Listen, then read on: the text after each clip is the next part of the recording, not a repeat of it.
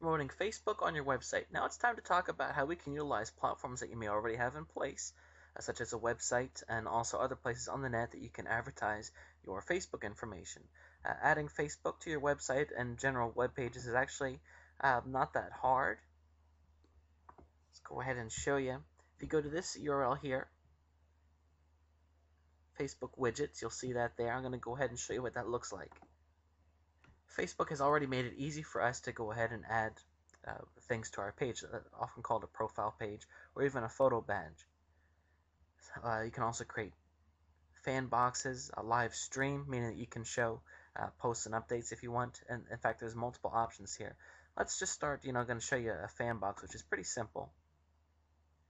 Let's go ahead and click on that.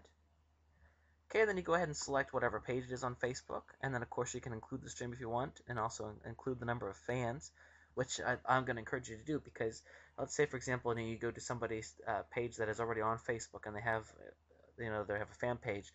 It adds credibility if they have a huge number of fans that are already following them. So that's essentially what we want to do. Let me go ahead and show you an example of this in action, actually. Here is a nice example of a fan box. You can see here this is actually on the person's website, pulled right in from Facebook, and it not only includes the box obviously to become a fan of the page, but also the most latest posts and also how many fans there are. This can be very appealing because if you have a couple hundred fans, people will see that, and it helps add credibility to your respectfulness as on your website. Of course, whether or not you show these things is totally up to you. You can select whether or not to have those or not. You could just have it be the simple little box if you like. So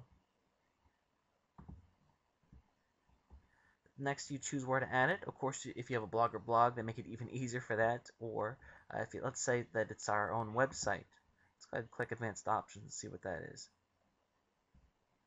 Okay, it gives you some more information basically on how to add it to your page. It really isn't that hard. It's basically just go ahead and cutting and pasting. If you're familiar with HTML, you'll select Other here and just copy that below and paste it right onto your website. If you need some help, I'm sure you can ask around in some forums, and it's a very simple thing to do.